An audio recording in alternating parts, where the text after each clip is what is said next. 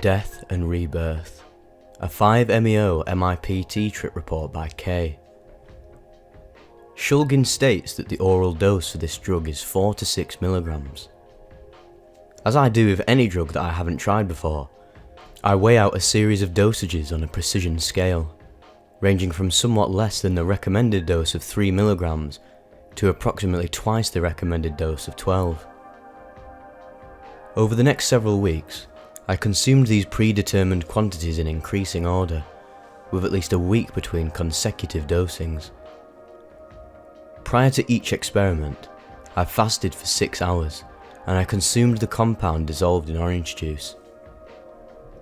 It should be noted that I had been taking 100 milligrams per day of fluvoxamine for obsessive-compulsive symptoms for about a year prior to these experiments, and I continued taking my prescribed dose regularly, even while experimenting with 5-MeO MIPT. At the end of these several weeks, I was disappointed to discover that the 12 milligram dose produced a barely supra-threshold effect. I had read the reports that 5-MeO MIPT didn't produce remarkable visuals, but I hadn't expected that I would be able to go about my day at an unimpaired +1 after swallowing a whopping 12 milligrams of the stuff. I was frustrated to have used up 30 milligrams of my stash, and to have repeatedly endured the extremely bitter taste of this compound without achieving any of the sought-after psychoactivity. Foolishly then, I decided to attempt a much higher dose. 25 milligrams of 5-MeO MIPT. Don't try this at home, folks. Seriously. I woke up at 4 AM after about 6 hours of sleep. Right away I dissolved the compound in orange juice and drank it. An hour later I noticed that I felt energetic, tingly and euphoric. At this first alert, I started typing notes in a log that I was keeping for this experiment. Unfortunately, my computer froze during my trip, so I lost all of my unsaved notes. This is by no means a complete list of all the things that I did or felt during the trip. I am merely reporting the aspects which I believe are particular to the high dose of 5-MeO MIPT that I took. 5:30 AM. Having read a number of reports that 5-MeO MIPT is an aphrodisiac, I decided to watch some video porn. There was a definite psychological effect here. I had the instinctive perception that the participants in the sex scene were genuinely enjoying themselves, although typically porn stars look rather bored, and I sensed meaning in the various winks and smiles that the actors sent towards the camera, undoubtedly cued by the director. At the time I attributed these perceptions to the drug. Masturbation felt wonderful. I wasn't able to achieve orgasm, in the sense that my pelvic muscles never underwent the characteristic series of involuntary contractions accompanied by ejaculation. Orgasm seemed rather pointless anyway. Every instant of manual self-stimulation felt marvellous in itself, and unlike an orgasm which leads to a refractory period and temporary anhedonia, I could have prolonged this quasi-orgasmic state for as long as I wanted without diminution of pleasure. At 6 AM I felt a sudden longing for my family, which led me to cry some sentimental tears. This emotional liability due to 5-MeO MIPT was unexpected, and something I haven't noticed while using any other psychedelic drugs. I called my mum up, who was surprised that I was up so early. We had a pretty straightforward conversation, and I am certain that she had no idea that I was tripping. While I was talking on the phone with her, there was also a morning news report broadcast on the radio. I noticed that when I attended to my mum's voice on the phone, the radio newscaster speaking in the background sounded like he was speaking in an alien language, sort of like Charlie Brown's teacher. When I momentarily shifted my attention to the radio, the language cleared up instantly, but as soon as I became absorbed in the telephone conversation again, this distortion would resume. After getting off the phone with my mum, we spoke for about 20 minutes, but the conversation felt much longer and richer than that. I decided to visit the Pacific Ocean beach, which is just a 15-minute ride away from my apartment on the city public transit. While riding the train, I heard it make all sorts of wonderful science fiction-y sounds. If you played Mario Kart on SNES, You may remember the cartoonish sound effect emitted when your car is struck by a shell and spins out. That Mario Kart sound effect is suggestive of the character of the sounds that I heard. Perhaps I can best describe them as the sounds that one would expect a happy children's UFO to make.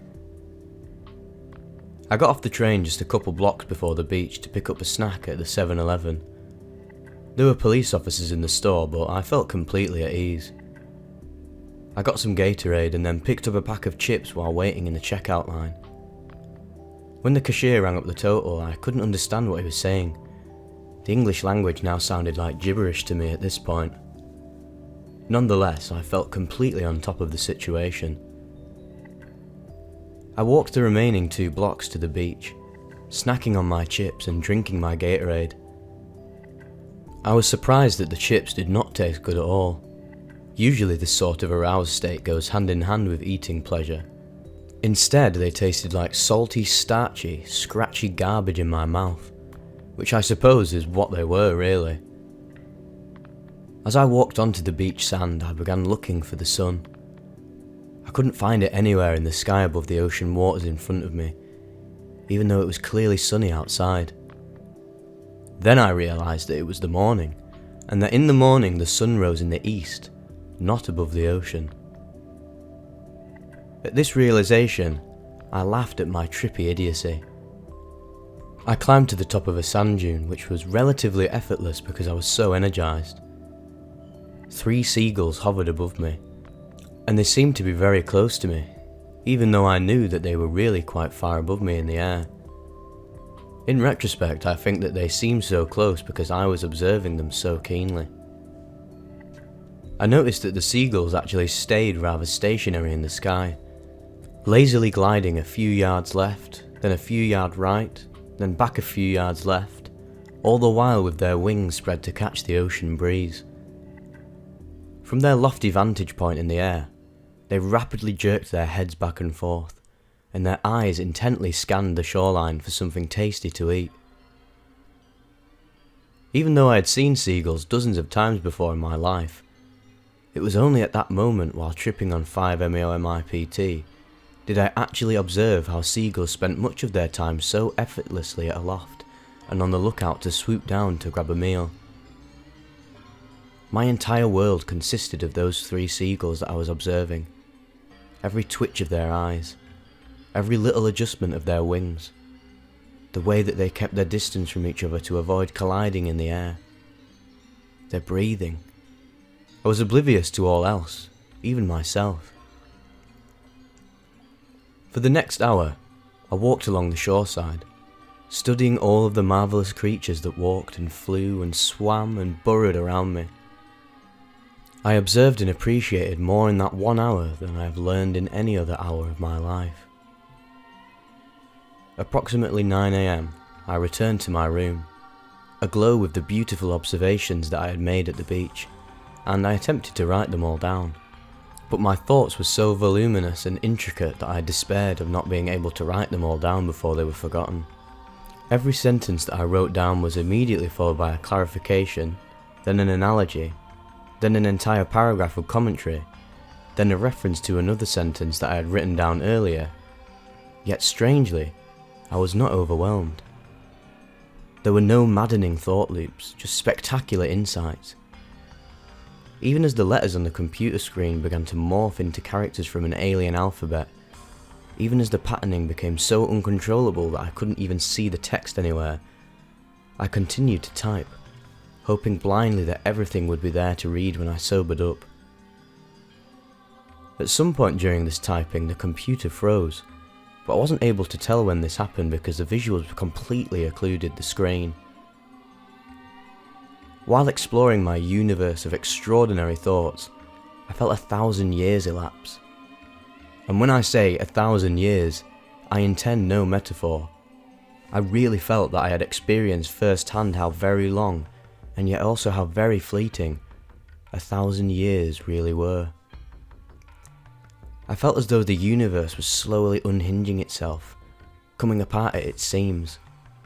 To reassure myself, I began typing in the log certain axioms, such as, time is not reversible, time is not reversible, time is not reversible, and this moment will come to an end. At some point I stopped typing and got up from my chair, immersed in a fully fledged psychedelic experience, the kind that is utterly inaccessible with a sober mind. I experienced death, life, the cosmic, the microscopic, order, chaos, existence, nothingness. I had gone completely mad on 25 milligrams of 5-MeO MIPT, and I was so far gone that I believed that I had just died and was now being reborn into another life. I lived a lifetime, then died again, and again and again.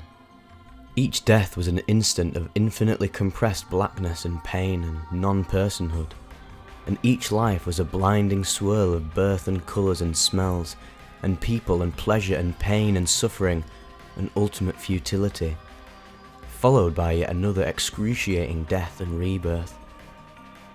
I was in a Buddhist universe, although initially I did not appreciate it as such, because I was too busy being plunged into these successive lives to have a thought about Buddhism. With each turn of the cycle, however, I became increasingly aware of the cosmic order in which I lived. I graduated from human form to becoming an alien creature, then graduated from that form to become another sort of sentient creature, and so on, so forth, until at last, I was a creature with sufficient insight to begin to understand the rules of the game, which I perceived as an intricate palette of coloured numbers and letters. By puzzling over these numbers and letters, I gradually understood that I could escape the cycle of rebirth by annihilating my ego, although this was not an easy thing to do. At some point, in the midst of all of this death and rebirth, I realised that I was once again stuck for a moment in a human form. But rather than quickly getting through with it and being reborn into a higher life form, time had slowed down considerably, and I was experiencing each moment in intimate, vivid detail. I was restrained on a bed and I could hear metal doors slamming, people screaming in distant rooms, lights flickering. I was a human animal in a torture chamber. In the back of my mind, with my cosmic consciousness still intact, I realised that this was just another puny little human life. I had endured equally horrible things in a number of my previous cycles of rebirth, only to be reborn. Yet this knowledge did not allay my utter terror as I attempted to get free of the restraints before it was my turn to be tortured. After several hours of this sort of madness, I had come down sufficiently to understand that I was strapped to a stretcher in an emergency room, that in fact I was not undergoing a cycle of rebirth, and that indeed I was stuck in my human form for the foreseeable future. Apparently, my concerned roommates had seen me screaming my head off about various nonsensical things, e.g., time is not reversible. I was not violent, just completely, albeit temporarily, insane. They called an ambulance and I had been in the emergency room for several hours where, among other things, I had propositioned an attractive young female nurse for sex and told the attending physician that if he killed me, the bad karma was his to bear. I went home at 9 p.m, utterly exhausted, and slept. After a few days I felt more or less normal, though emotionally spent. I'm writing this trip report several months after this experience, as it has taken this long for me to integrate the experience so far. Although I am tremendously sorry for alarming my roommates and for needlessly using up emergency room space, I am thankful to have had the breakthrough experience that I had on 25 milligrams of the substance. Before, when I read trip reports in which people said they had watched entire galaxies implode or lived through countless generations of evolution, I felt that they were being merely metaphorical. Now I understand that it is possible for a human being to feel as though he or she is truly experiencing events of such a scale.